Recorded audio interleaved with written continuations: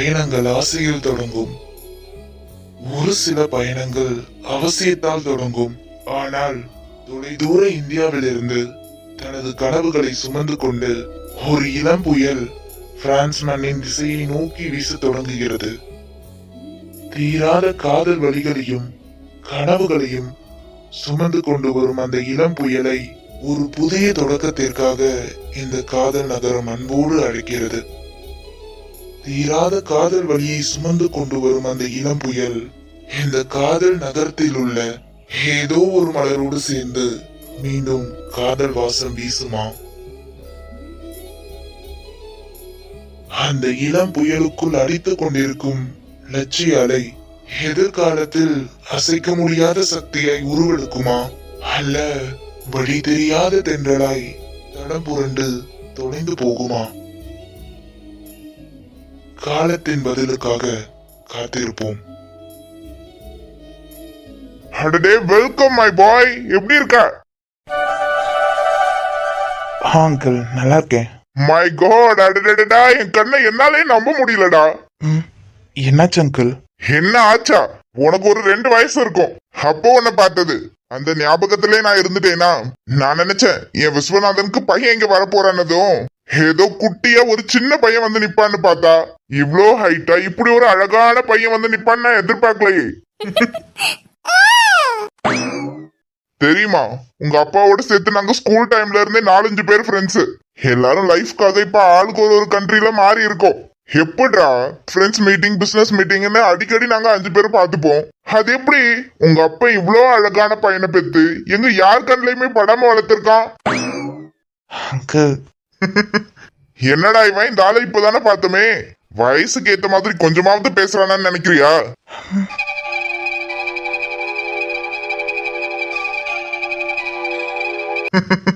உங்க அப்பா என்ன பத்தி சொன்னது இல்லையோ? இல்ல, சொல்லிருக்காரு. வீட்டுல எல்லாரும் நல்லா இருக்காங்களா? நல்லா இருக்காங்க அங்கிள். மறந்துட்டேன் பாரு, இது என் பையன் சஞ்சய். Hi bro. ஹாய். அது என் மருமக, பேரு பூரணி. ஹாய், நல்லா இருக்கீங்களா? நீங்க? ரொம்ப நல்லா இருக்கோம். லிட்டில் பாய், அது யார் தெரியுமா? பேரு ஜோஷ்வால். யார் அது? மாமாக்கு ஹாய் சொல்லு. அது என் பேரன். என்னடா இவன் இந்த அளவுக்கு வயசாக்கிட்டு ஆனா இன்னமும் துருதுருன்னு இருக்கானேன்னு யோசிக்கிறியா? இல்ல இல்ல அங்கிள். உங்க அப்பா அளவுக்கு எல்லாம் நான் ஸ்ட்ரிக்ட் கிடையாது, ரொம்ப ஃப்ரெண்ட்லியா இருப்பேன். இங்க உனக்கு எல்லாமே நான் தான். நான் பாத்துக்கிறேன் உன்னைய. உனக்காக எல்லா ஏற்பாடும் பண்ணியாச்சு. உனக்கு இங்க என்ன வேணும்னாலும் நான் இருக்கேன், புரியுதா? Thanks uncle. தேங்க்ஸா? எதுக்கு? இல்ல இல்ல ஒண்ணும் இல்ல அங்கிள். பழகிடும், கவலைப்படாதீங்க ப்ரோ. ஃபேமிலி எல்லாம் விட்டுட்டு வந்திருக்கோனே, இங்கதான் உங்களுக்கு நாங்க இருக்கோமே. சரிப்பா, போலாமா? போலாம். டிரைவர் சார், லக்கேஜஸ் எல்லாம் தனியா அந்த கார்ல எடுத்து வச்சிருங்க. நாங்க எல்லாரும் ஒரு கார்ல வந்துடுறோம். Okay sir. என்ன பாக்குற, நம்ம கிட்ட வேலை செய்யறவங்க எல்லாருமே நம்ம ஊருக்காரங்க. அதனால நீ இந்தியாவை மிஸ் பண்ற ஃபீலே உனக்கு வராது. போலாமா? போலாம்.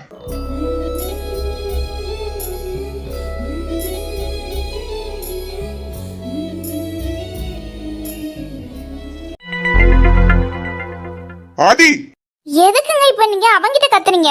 அவன் கேக்குறது விஷயம் நியாயமானது தானே? நீ வாய மூடுன. நீ பேசுறதெல்லாம் பார்த்தா நீ தான் அவனுக்கு சொல்லி தந்து கூட்டிட்டு வந்திருக்க போல. கிருஷ்ணா இரு. என்ன விஸ்வநாதா பொறுமையா இருக்கிறது? இப்ப நிலைமை எப்படி இருக்குன்னு இது ரெண்டுத்துக்கும் தெரியாமையா இருக்கும். ஏன் என் பிள்ளைக்குன்னு ஒரு வாழ்க்கை இல்ல? அவன் இருந்தா அவன் எதிர்காலத்தை பார்க்கணும்னு நினைக்க மாட்டான்.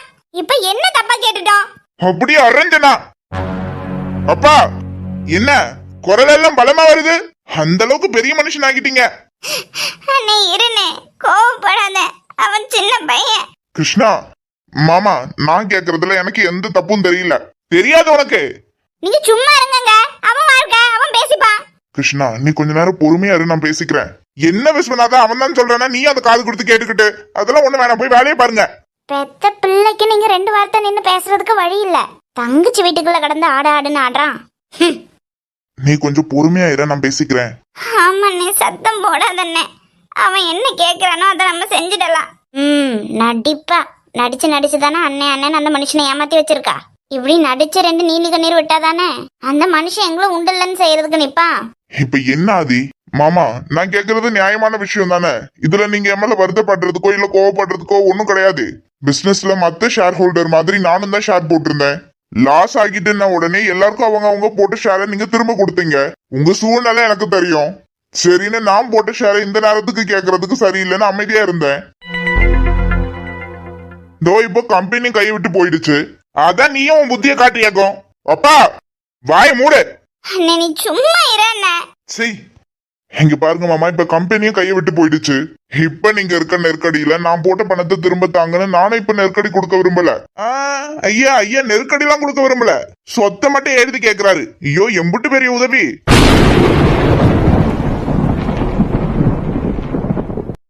சரி, இது மூஞ்செல்லாம் பார்த்து நிக்கிறதுக்கே எரிச்சலா வருது.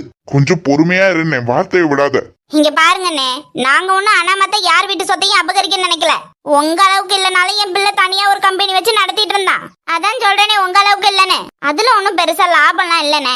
அதான் நீங்க அவனுக்கு கொடுக்க வேண்டிய ஷேர பணமா கொடுக்க வேண்டாம், உங்க பேர்ல இருக்க சொத்துல அவனுக்கு கொஞ்சம் எழுதி வச்சிட்டீங்கன்னா பரவாயில்லன்னு இருக்கும். இவ்வளவு கொல்ல என்னங்கிற?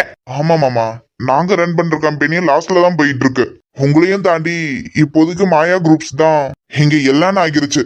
அங்கிருந்து எனக்கு ஒரு ஆப்பர்ச்சுனிட்டி வரும்போது நான் அதை மிஸ் பண்ண விரும்பல.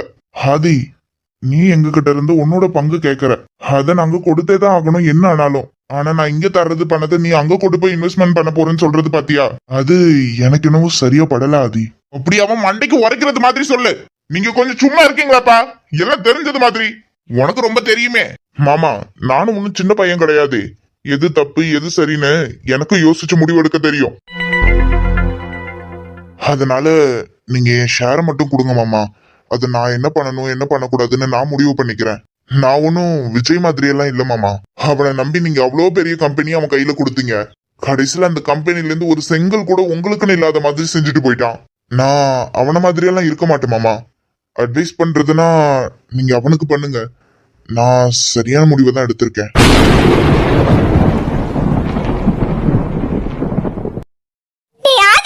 திரும்ப பாத்தியா அவனுக்கு? ஏன்டா இப்படி எல்லாம் பேசுற? அவன் உண்மையதான் அகில சொல்றான். என் பையன் ஒன்னும் உன் பையன் மாதிரி அவ்வளவு பெரிய கம்பெனி ஒன்னும் இல்லாம ஆக்கிட்டு நிக்கலையே. என்ன நீ என் பையன் உன் பையன் இப்படி பிரிச்செல்லாம் பேசிக்கிட்டு? அது ஒண்ணும் இல்லாம அதுங்க புத்திக்கு இப்ப பணம் தான் முக்கியம் ஆகிருச்சு. பணம் இருந்தாலும் சொந்த பந்தம் கூட நாங்க கூட இருப்போம்னு காட்டுது, வேற ஒண்ணும் இல்ல. அப்படியே வச்சுக்கோங்க.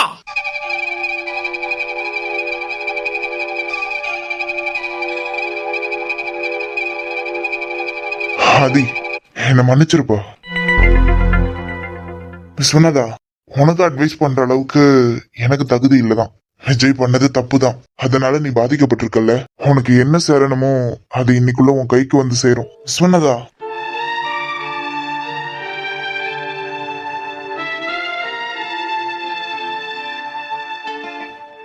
நீங்க சொன்ன மாதிரியே மாமா கிட்ட பேசிட்டேன். நான் இன்வெஸ்ட் பண்ண ஷேரை இன்னைக்குள்ள எப்படியாவது ரெடி பண்ணி தரதா சொல்லியிருக்காரு.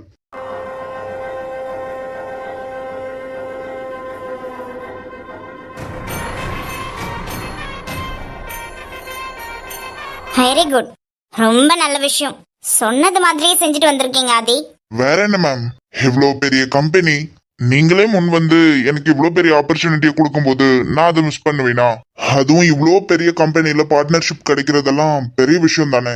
இப்படி ஒரு சான்ஸை யாராவது மிஸ் பண்றானா அவன் கண்டிப்பா முட்டாளா தான் இருப்பான்.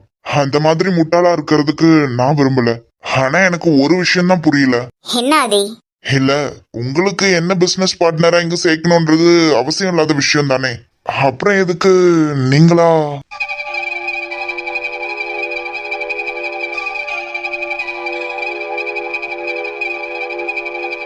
ஆதி, உங்களை நான் இங்க பிசினஸ் பார்ட்னரா சேர்க்கறதுக்கு பின்னாடி ஏதாவது எனக்கு மோட்டிவ் இருக்குமோன்னு நினைச்சு சந்தேகப்படுறீங்களா? ஐயோ, சந்தேகம்லாம் இல்ல. சந்தேகப்பட்டாலும் தப்பு இல்லைங்கிறேன். ஏன்னா இங்க பல பேர் விஸ்வநாதன் கம்பெனி லாஸ் ஆனதுக்கு நான் தான் காரணம்னு நினைச்சிட்டு இருக்காங்க. ஆனா பாவம், என் நல்ல மனசு இங்க யாருக்குமே புரிய மாட்டேங்குது. அந்த கம்பெனி லாஸ் ஆனதுக்கு பிறகு உங்களை மாதிரி ஷேர் ஹோல்டர்ஸ் எல்லாம் பாதிக்கப்பட்டிருக்கீங்கன்னு எனக்கு தெரியும். அதான் உங்களுக்கெல்லாம் ஒரு லைஃப் கொடுக்கலாமேன்னு. இதுக்கு பின்னாடி எனக்கு எந்த மோட்டிவும் இல்ல.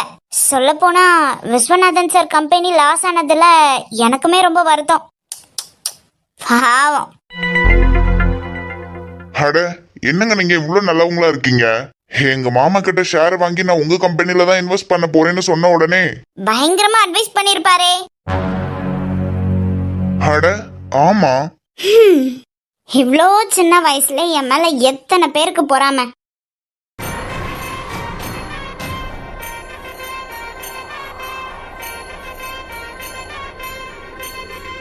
கவலைப்படாதீங்க ஆதி, நான் சொன்னது மாதிரி நீங்க செஞ்சிட்டீங்க. நீங்க நினைச்ச மாதிரி எங்க கூட பார்ட்னர்ஷிப் போடுறதுக்கு அக்ரிமெண்ட் போட்டுடலாம். ரொம்ப தேங்க்ஸ் மேடம். It's okay. நான் அப்போ வரேன், என்னோட ஷேரோட வந்து உங்களை பாக்குறேன். தாராளமா. மாயா, நீ என்ன பண்ணிட்டு இருக்கன்னு உனக்கு தெரியுதா? ஓ, நல்லா தெரியுமே. தெரியுமா? ஆமா. புரியல, இவன் எதுக்கு இங்க சேர்க்கறதுக்கு நீ ஒத்துக்கிட்ட? உனக்கு தெரியும் தானே இவன் விஸ்வநாதன் குடும்பத்தை சேர்ந்தவன். இன்னைக்கு பொட்டி பாம்பு மாதிரி இருக்கான்னு நினைக்காத, என்னைக்காவது ஒரு நாள் எட்டி கழுத்து பிடிச்சிருவான். அதுக்கு வாய்ப்பே இல்ல அண்ணே. இந்த மாயா ஆள் பார்த்துதான் அடிப்பேன். இவெல்லாம் நீ நினைக்கிற அளவுக்கு worth இல்ல. இவனால நமக்கு என்ன கிடைக்க போகுது? அதான் விஸ்வநாதன் கம்பெனி ஏற்கனவே லாஸ் ஆகிடுச்சு. அந்த ஆள் அந்த விஜயையும் சொல்லாம கொல்லாம வெளிநாட்டுக்கு அனுப்பிச்சு வச்சுட்டாரு. எல்லாம் நம்ம நினைச்சது மாதிரி தானே நடந்துகிட்டு இருக்கு. இவன் எதுக்கு கூட சேர்க்கணுங்கிறேன். அண்ணே, நான் ஒரு விஷயம் செய்யறேன்னா அது காரணம் இல்லாம இருக்காதுன்னு உனக்கு தெரியும் தானே. இவனை மட்டும் இல்ல, இன்னும் என்னென்னலாம் நடக்க போகுதுன்னு மட்டும் பாரு. இனி அந்த விஸ்வநாதன் எந்த விதத்திலயும் எழுந்திருக்கவே கூடாது. நான் நினைச்சேன் இந்த விஷயத்துல நான் ஜெயிச்சிட்டேன், அந்த விஜய் என் காலில் தான் வந்து விழுவான்னு. ஆனா தலை தெறிக்க ஃபாரினுக்கெல்லாம் ஓடி போவான்னு சத்தியமா நான் எதிர்பார்க்கல. இதுல தெரிஞ்சிருச்சு விஸ்வநாதன் ஒன்னும் இல்லாம போயிட்டாருன்னு. ஆனாலும் விஸ்வநாதன் திரும்ப நாம எழுந்திருச்சு நிக்கணும் அப்படின்னு அந்த ஆள் நினைக்கிறதுக்கு கூட நாம 1% சான்ஸ் கூட கொடுத்துடக்கூடாது. செக்மேட் வச்சது பெரிய ஆடுக்கு மட்டும் இல்ல, கூடவே சுத்துற குட்டிங்களுக்கும் தான். அடுத்து என்னெல்லாம் நடக்க போகுதுன்னு நீயே பாப்ப.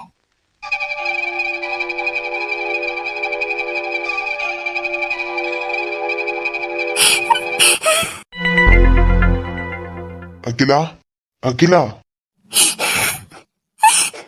என்னம்மா எதுக்கு பாடுத்துட்டு உட்காந்துருக்க? ஏங்க நமக்கு மட்டும் இப்படியே நடக்குது? என்னாச்சு அகிலா?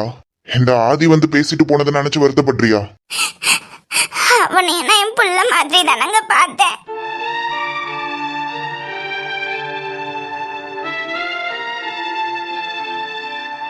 சரி, இப்ப என்ன ஆகிருச்சுன்னு இப்படி உட்கார்ந்து அழுதுட்டு இருக்க? அவனோட வாழ்க்கையை அவனும் பார்க்கணும்ல அகிலா. அவன் கம்பெனில போட்டு ஷேருக்கு தானே பதிலா சொத்தை எழுதி கேக்குறான். எப்படிங்க அவனுக்கு இப்படி கேக்குறதுக்கு மனசு வரும்? அவங்களுக்கு ஏதாவது ஒரு பிரச்சனைன்னா உடனே நம்ம எத்தனை முறைங்க கணக்கு பார்க்காம பார்த்து பார்த்து செஞ்சிருக்கோம். இப்படி நம்ம கிட்டயே நம்ம வேற அவங்க வேறன்னு கணக்கு காட்டி பிரிச்சு பேசிட்டு போறானேங்க. தப்ப அகிலா, என்னைக்கும் ஒரு விஷயம் ஒருத்தவங்களுக்கு செஞ்சோன்னா அதை சொல்லி காமிச்சு பேசுறதுக்கு கத்துக்க கூடாது. அவன் தான் சின்ன பையன். எங்க அண்ணி கூடவும் அவன் கூட சேர்ந்துக்கிட்டு அப்படி பேசிட்டு போறாங்களே. இது வரைக்குமே விஜய் வேற ஆதி வேறன்னு நான் பார்த்ததே இல்லைங்க, சொல்லி காட்டலங்க. என் அண்ணனையும் தாண்டி அந்த குடும்பத்துக்கு ஏதாவது ஒரு பிரச்சனைனா பணத்திலயும் சரி ஆளுக்கு ஆளாவும் ஓடி ஓடி போய் நின்னது யாருங்க? நாம தானே. ஆனா நமக்கே இன்னைக்கு ஒரு பிரச்சனைன்னா உடனே ஆளுக்கு ஆள் இருந்த இடமே தெரியாம போயிட்டாங்களேங்க. அகிலா விடு. இல்லங்க, இப்ப இருக்க சூழ்நிலைக்கு பெனால்டி அமௌண்ட் கட்டி பார்ட்னர்ஸுக்கு எல்லாருக்கும் அவங்க ஷேரை திரும்ப கொடுத்து இவ்வளோ நெருக்கடியான சூழ்நிலையில என் பணத்தை வச்சாலே வச்சபடின்னு வந்து நிக்கிறாங்களேங்க. ஓடியா போயிருவோம்.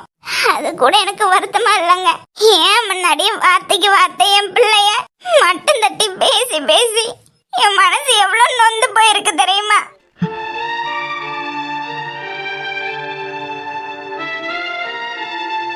என்ன பண்றது அகிலா? யார் விஜய் பத்தி பேசுறதை கேட்கும் போதும் என்னால என்ன பொறுத்துக்கிட்டு இருக்க முடியல.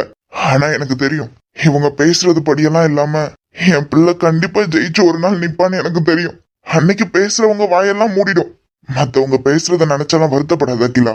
நீ நம்ப வேண்டியது நம்ம பையனை மட்டும்தான். அவன் நமக்காக தான் இவ்வளவு தூரத்துக்கும் இருந்து அங்க போயிருக்கான். என்ன காசு பணம் சொத்தெல்லாம் இதுக்கெல்லாம் மேற்பட்டு என் பிள்ளை ஜெயிச்சு நிக்கிறான்னு எனக்கு தெரியும் போது ஒரு சந்தோஷம் வரும் பாரு, அது போதும். அந்த சந்தோஷத்துக்கு வேற எதுவுமே ஈடாகாது. அழாதம்மா, நம்ம பையன் மேல எனக்கு நம்பிக்கை இருக்கு, நம்பிக்கை இருக்கு. என்னங்க என்னங்க என்னங்க?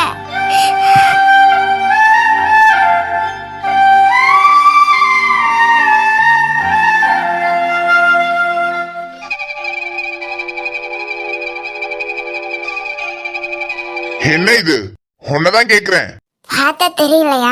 தெரியறதுனாலதான் அது எதுக்கு தூக்கி கொண்டு வந்து இங்க போட்டிருக்கேன்னு கேக்குறேன். அது நீங்க தானே எனக்கு வாங்கி கொடுத்தீங்க.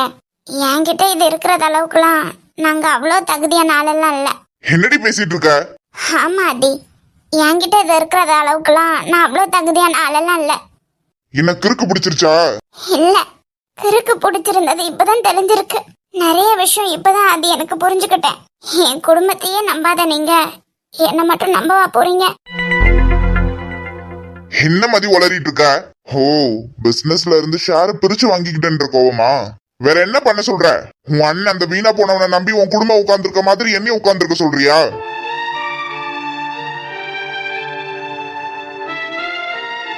அவனெல்லாம் இன்னமும் உங்க அப்பா எப்படிதான் நம்புறாருன்னு தெரியல எனக்கு. அவன் ஃபாரினுக்கு போறான்னு என்னமோ அத்தனை பேரும் நின்று அழுதிங்க. எனக்கெல்லாம் அதுல துளி கூட வருத்தம் கிடையாது. என்ன இங்க பெரிய சாதனை பண்ணி வச்சுட்டா உங்க அண்ணன் வெளிநாட்டுக்கு போறான். இங்க இருக்க பிரச்சனையில இருந்து தப்பிச்சு ஓடி போயிருக்கான். மாமாவும் அவனை நம்பிக்கிட்டு மீதி இருக்கிறது சொத்து பத்தையும் அவனை நம்பிக்கிட்டு அவனுக்கு பிசினஸ்க்கு ஷேரா இன்வெஸ்ட்மெண்ட் பண்ண போறான். எனக்கு தெரிஞ்சு போச்சு. இப்படியே அவனை நம்பி நம்பி அவனுக்கு கொடுக்கறதுனால எல்லாம் போய் ஒரு நாள் உங்களை நடு ரோட்ல நிப்பாட்ட போறான். நான் விழிச்சுக்கிட்டேன். இப்படியே அவனுக்கு கொடுக்கறதுனால கண்டிப்பா பின்னாடி ஏடா கூடமா என்னமோ நடக்க போகுது. நான் எதுக்காக உங்க குடும்ப விஷயத்துல பலியாடாகணும்? அதனாலதான் நான் என் ஷேரை பிரிச்சு வாங்கிக்கிட்டேன்.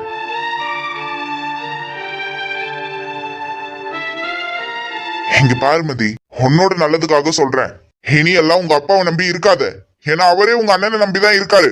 உன் பேர்ல இருக்கிறதையாவது கொஞ்சம் பார்த்து வச்சுக்க. அதையும் உன் குடும்பத்தை நம்பி கொடுத்துட்டு ஏமாந்து போய் இருக்காத. ஏன்னா உன் அண்ணன் ஒரு வெத்து வெட்டு.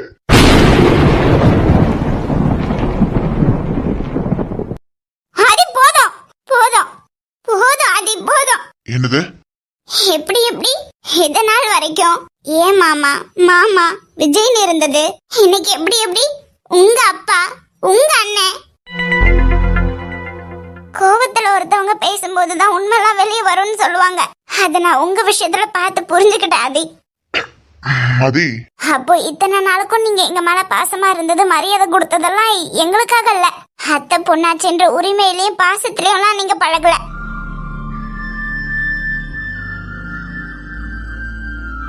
பணம், பணத்துக்கு தான் மதிப்பு, அப்படிதானே ஆதி? ஏய் என்னடி அப்படியெல்லாம் இல்ல. தயவு செய்து சொல்லாதீங்க ஆதி அப்படி இல்லன்னு. நிறைய பார்த்துட்டேன், நிறைய விஷயத்துல பார்த்துட்டேன். சுக்கு நூற எல்லாத்தையும் உடைச்சிட்டீங்க.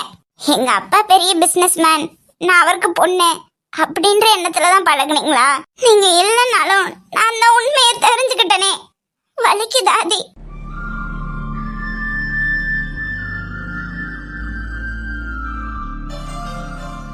ரொம்ப வலிக்குது ஆதி.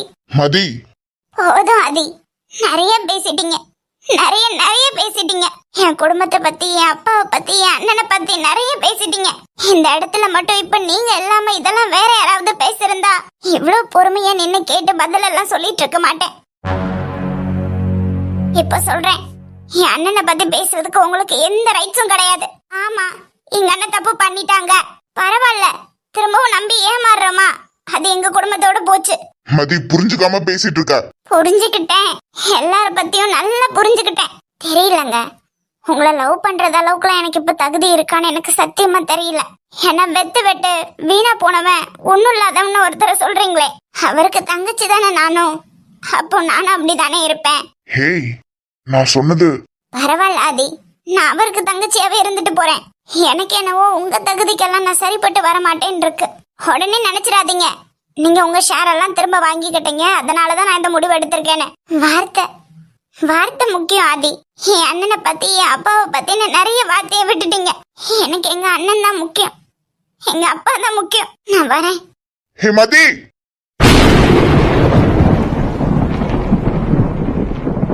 போ, அவனையே நம்பு. ஒரு நாள் நான் சொன்னதெல்லாம் சரிதான் நீயே புரிஞ்சுப்ப. அன்னைக்கு பாத்துக்கிறேன்.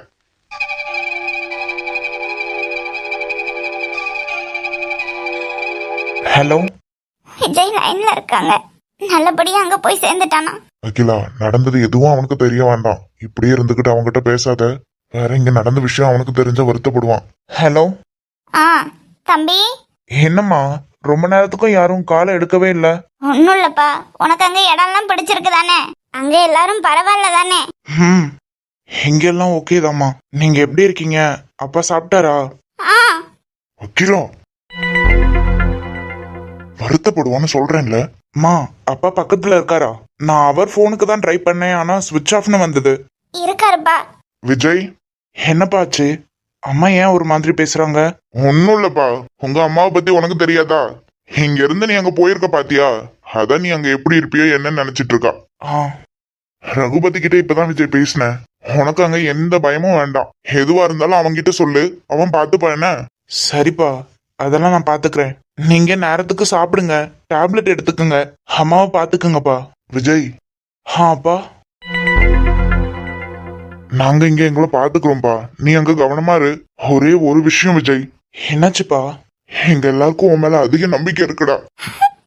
அப்பா, என்னப்பா ஆச்சு?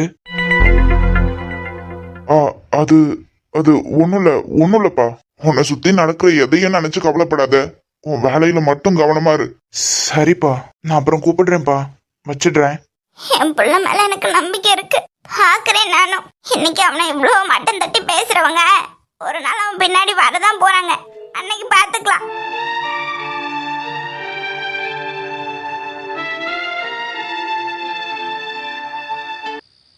அழு, நல்லா அழு.